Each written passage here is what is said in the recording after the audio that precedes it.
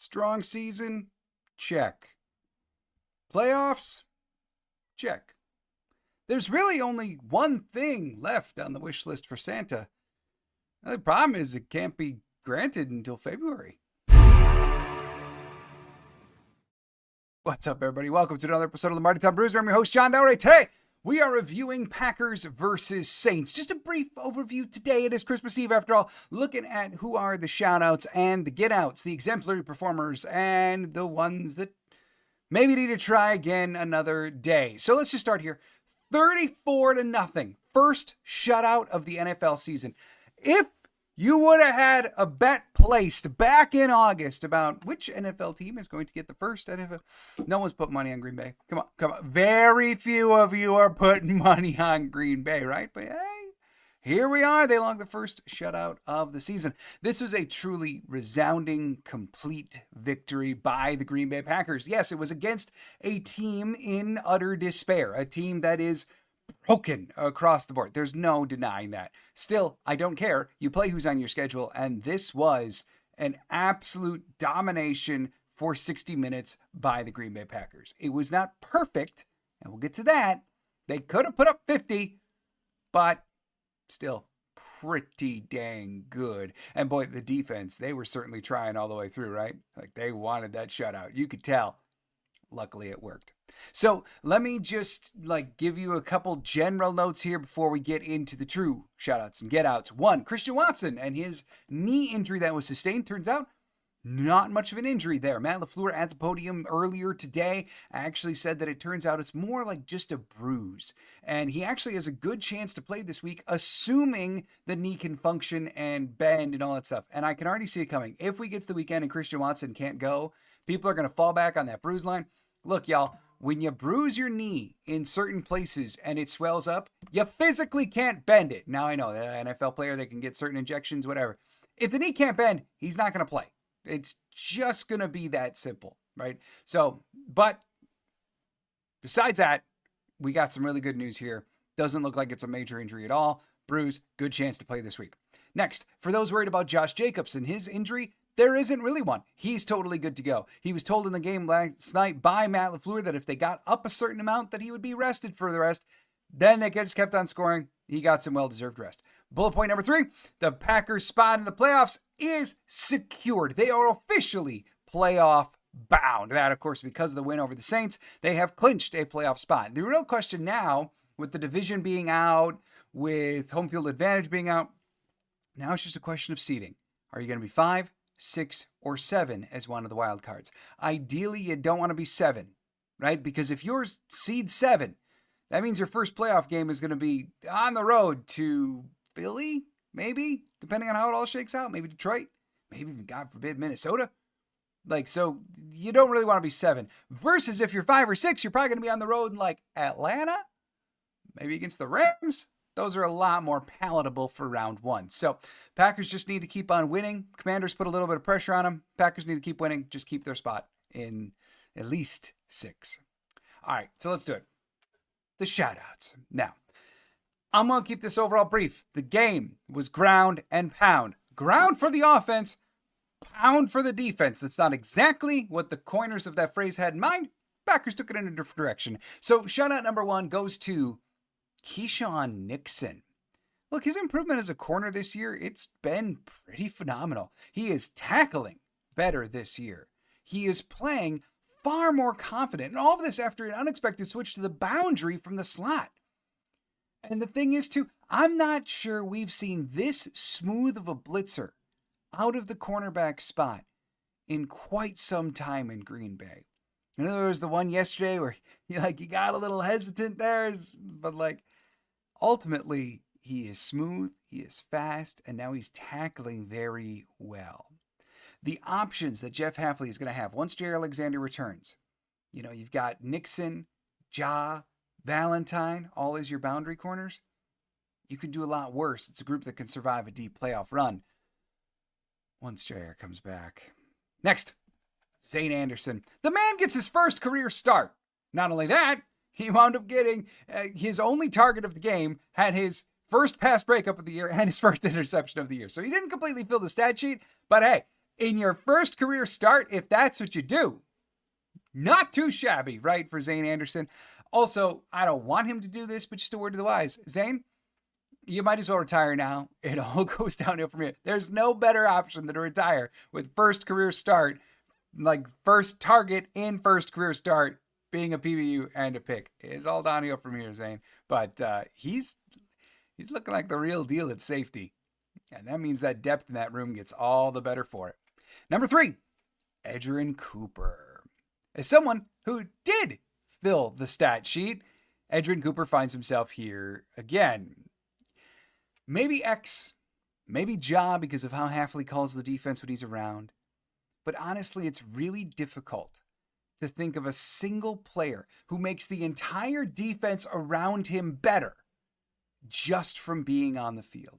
And it's because of Cooper's ability to fly around and rush the passer and tackle effectively. It's all the different components. He's this rangy defender that when Quay Walker was first drafted, we dreamed he could be. All that speed in the middle of the field that can go sideline to sideline, that can also be a disruptor behind the line of scrimmage. Edgerrin Cooper is all of it.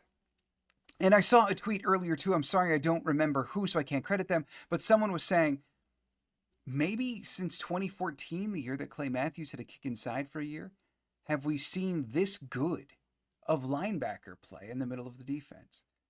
And Edgerrin Cooper might even be better than that 1 year from Clay freaking Matthews. Yesterday, 6 tackles, 3 assists, 4 stops. He's good in coverage. He's good in run defense. And he's great at rushing the passer.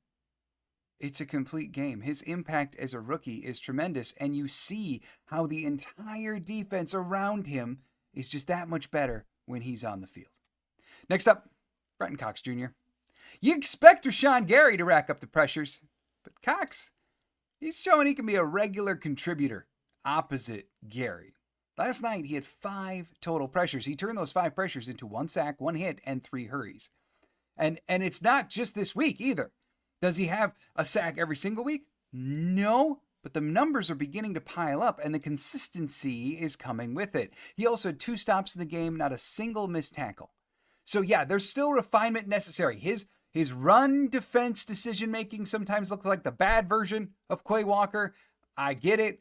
But at the very least, Brenton Cox Jr. is blossoming into a very strong rotational pass rush piece that you can put opposite Rashawn Gary. And you know at least Rashawn Gary's not going to be on a complete island trying to do everything himself. Cox Jr. is becoming a true disruptor that's more than enough to continue earning more and more snaps. And looking at the future of the position, is it also lessening the lead a little for pass rusher? I mean, we're not there yet, but at least has to be entering the mind of like, boy, if he can continue to improve at this clip. Yeah, maybe. Next up, number 5, the runners. Yeah, all of them. Just want to give them a shout out. In total, the Packers had 9 different players log a carry last night. Now, a lot of them were wide receivers, right? One was Love. Okay.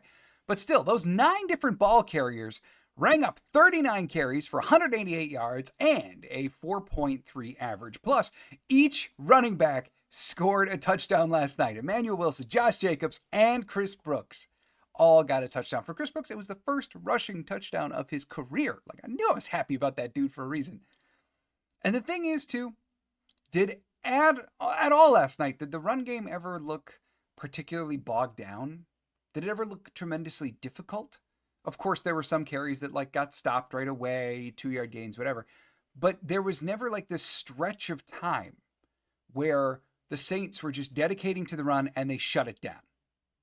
Everything last night looked really smooth, looked fairly easy. Like even the runs that only got them a yard, then they just tried it again and it was more successful. It was just one of those nights for the overall run game. And that is a very positive indicator as the team is getting ready for the playoffs. So, like, that's something to keep in mind. It's not just the numbers. It's the eye test, too. And boy, does it look smooth. Also, if Josh Jacobs, that would have been one of the coolest freaking runs ever, when he stiff-armed Tyrann Mathieu like out of bounds. If he could have just like gotten one more foot a little steadier and then just lunged his body, it would have been one of the coolest freaking runs ever. He was so close early in the game. All right, shout out number 6 goes to Brandon McManus, the kicker. We got a kicker. Look, ultimately 6 of 6 on the day, and while it wasn't the Ice Bowl, it was chilly. It was one of his first times kicking in this super cold Lambeau. So, like, obviously a good sign there. And his 55-yard field goal, man, he crushed it. It looked like it would have been good at least from 60. Supposedly in pregame warmups, he was good from 57. He's got the boot.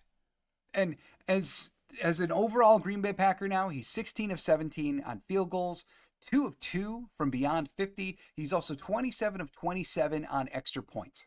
His single miss as a Green Bay Packer came back in week 9. And the thing, again, just like the run game, there's the numbers and then there's how it feels. When Brandon McManus goes out there for a field goal and the ball goes into the air, do you still feel the little pitter-patter? Do you still feel that little like, no, you just kind of watch it sail in. We'll take that. That feels good. And next up, only one get out here. And let's just be real. Jordan Love officially becomes a partner of Toyotathon. He put it on his Instagram. He had the sweater. He had Toyotathon. Yeah, okay. And then he turns in his single worst game in a month. Like, who saw that coming? But look, the reality is it wasn't all bad. Okay, like, this wasn't a bad game. And yeah, okay, maybe it's a stretch to put him on the get out list. I'm not disagreeing. Ultimately, he was 16 to 28, 182 yards, a touchdown, no turnover-worthy plays, QB rating in the high 80s. Like, that is more than a winnable stat line. No denying it, no doubt about it. But the passing game at times was, again, just a bit disjointed. There was one series where they got into their habit of like, we want a deep ball. Go deep. Okay, incomplete. We want a deep ball. Try again. Go deep. Oh, that one was disjointed too. All right, well, we're going to keep trying until we got a punt. All right, well, so they did that pattern again yesterday. And I didn't really have a problem with it from the like play calling standpoint. I actually thought, I really did believe that like there was no stretch in the game yesterday where I looked at the play calling and just went, are we just playing to punt? Because it kind of feels like it, like we've said every single week. This time it was more so just on the players, and specifically Tyrann Love last night. Like, he missed what would have been a wide open Watson touchdown. There were times where he did have guys 10, 12 yards deep, especially running over the middle, and instead opted for an easier check down. Now, I'm not going to disagree necessarily with that decision making, and earlier in the year we were clamoring for him to take checkdowns more often. But sometimes if a dude's wide open across the middle and you can get 12 instead of 2, take the 12, right? So this just wasn't his greatest game. Now, it was more than enough to win. It was competent. It was still efficient-ish. Not as much as we've seen in the last month, but still was in that direction. It's just, we all clamored for one game where every single phase looks terrific. Special teams. All right, we got that yesterday. Good. How about run defense? Got it. Pass defense? Got it. I don't care if it was against Rattler. You still got it. Run offense? Everything looks smooth and easy. Good.